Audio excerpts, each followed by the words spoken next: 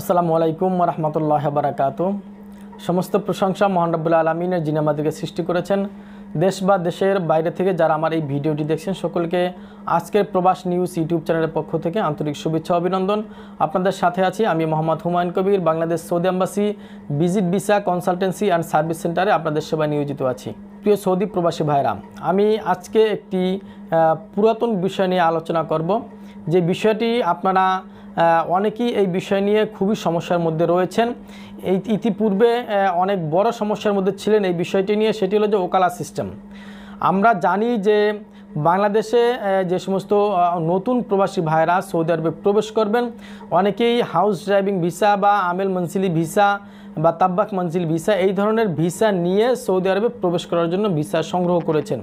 কিন্তু আপনাদের ভিসা একদিন, 2 দিন, 1 মাস, 2 মাস চলে যায়, কিন্তু ভিসা হচ্ছে না, ভিসার ওকালা হচ্ছে না। কেন হচ্ছে না? ওকালা বন্ধ কি না, বা কোন কারণে বন্ধ ওকালা, বা আপনার ওকালাটা কেন হচ্ছে না, কোন কারণে হচ্ছে না, এই বিষয় নিয়ে আমি বিস্তারিত তথ্য দেব আজকে। আশা করছি যে আমার ভিডিওটি একটু লম্বা হলেও আপনি আমার ভিডিওটি শেষ পর্যন্ত দেখবেন, তাহলে এই ওকালা সিস্টেম নিয়ে বর্তমানে একটু জটিলতা রয়েছে, এই বিষয়ে আশা করছি ক্লিয়ার হয়ে যাবেন। তার পূর্বে আমি রিকোয়েস্ট করব, যারা আমার চ্যানেলটিতে নতুন আসছেন, এখনও পর্যন্ত আমার এই চ্যানেলের সদস্য হননি, এই চ্যানেলের সদস্য হয়ে নেবেন এবং আমার চ্যানেলটিকে সাবস্ক্রাইব করে নেবেন এবং পাশের বেল বাটনটিকে অবশ্যই অন করে রাখবেন, যাতে আপনি প্রবাসের নতুন নতুন তথ্যগুলি সঠিকভাবে সবার আগে পেয়ে যান।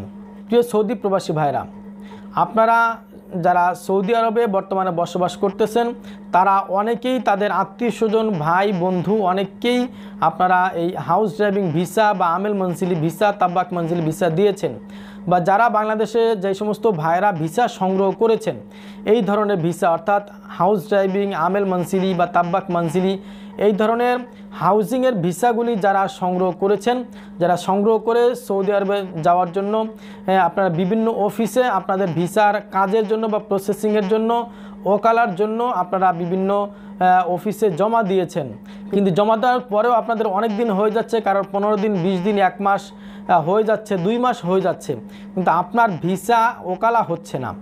ওকালা না হওয়ার কারণে আপনি খুবই দুশ্চিন্তার মধ্যে রয়েছেন এবং আপনাকে সঠিক তথ্যটা আপনার অফিসও দিতেছে না যে কোন কারণে ওকালাটা হচ্ছে না। অনেকেই জানেও না যে কোন কারণে ওকালা হচ্ছে না। অফিসে চাকরি করে বা অফিসে সে দায়িত্বশীল ব্যক্তি, কিন্তু জানেও না যে ওকালাটা কেন হচ্ছে না, বা জানলেও আপনাকে সঠিক তথ্যটা না দেওয়ার কারণে আপনি খুব দুশ্চিন্তার মধ্যে থাকেন বা খুবই টেনশনের মধ্যে আছেন। তো আপনাকে আমি টেনশন মুক্ত করার জন্যই ইনশাআল্লাহ আমার এই ভিডিওটি।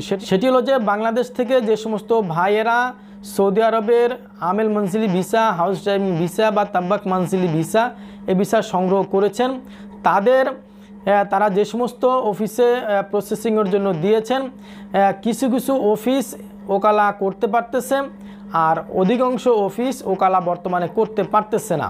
সেটার 3টি কারণ রয়েছে। 1 নম্বরে হলো, আমি আপনাদেরকে বুঝিয়ে বলি, আমাদের বাংলাদেশে যে সমস্ত রিক্রুটিং এজেন্সিগুলি এই ভিসাগুলি ওকালা করার পারমিশন যাদের আছে, তারা প্রত্যেকটা অফিস, একটা অফিস সৌদি আরবের 3টা অফিসের সাথে তাদের কন্ট্যাক্ট থাকে।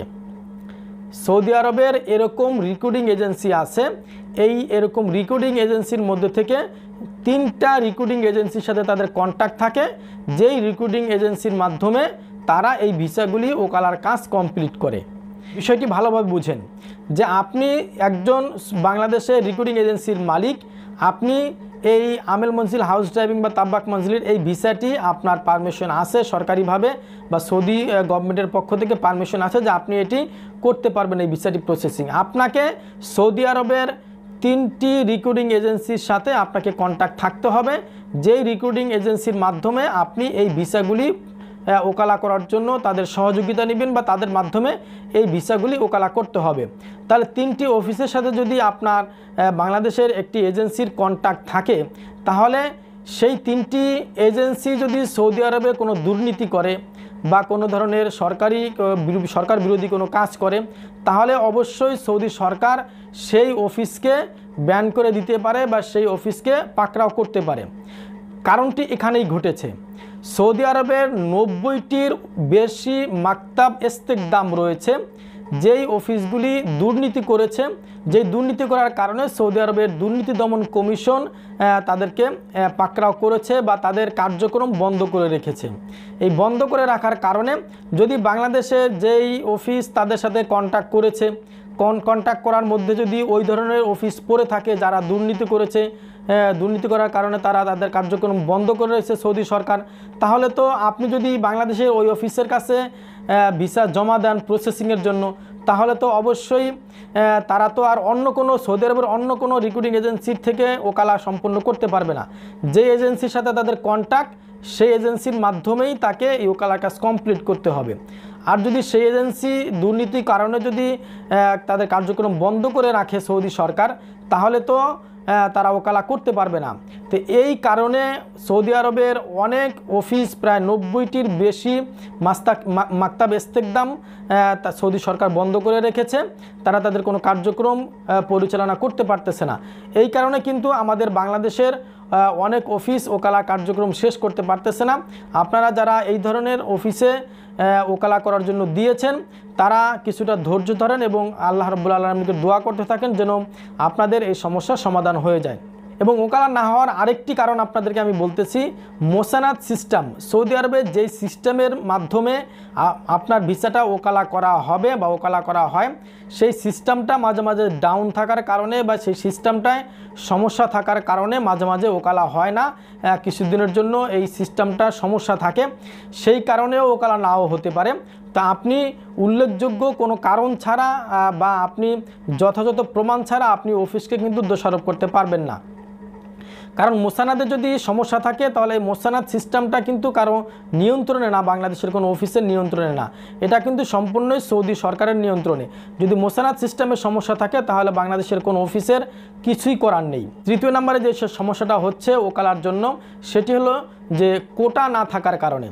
যে সমস্ত অফিস মহিলা ভিসা করবে, সৌদি আরবের খাদ্দামা ভিসা বা মহিলা গৃহকর্মীর ভিসা করবে, তারাই শুধুমাত্র সৌদি আরবের এই ধরনের ভিসাগুলি ওকালা করতে পারবে। এখন আপনি যেই অফিসে কাজের জন্য বা প্রসেসিংয়ের জন্য দিয়েছেন আপনার ভিসাটা, সেই অফিসে যদি কোটা না থাকে, অর্থাৎ মহিলা যদি না পাঠাতে পারে, তাহলে মহিলা না পাঠাতে পারলে তো তাদের কোটা হবে না। একটা মহিলা সৌদি আরবে প্রবেশ করলে এরপরে একটা কোটা পায়। এখন যদি তারা মহিলা না পাঠাতে পারে তাহলে কিন্তু তারা কোটা পাবে না।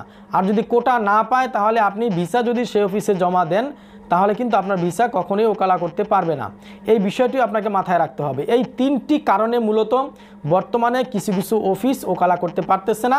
আশা করছি আপনারা বুঝতে পেরেছেন যে আপনার ভিসাটা কেন ওকালা হইতে দেরি হচ্ছে, এই বিষয়টি ক্লিয়ার হয়েছেন। দেখা হবে কোনো পরবর্তী ভিডিওতে। সে পর্যন্ত ভালো থাকবেন, সুস্থ থাকবেন। আসসালামু আলাইকুম ওয়া রাহমাতুল্লাহি ওয়া বারাকাতুহু।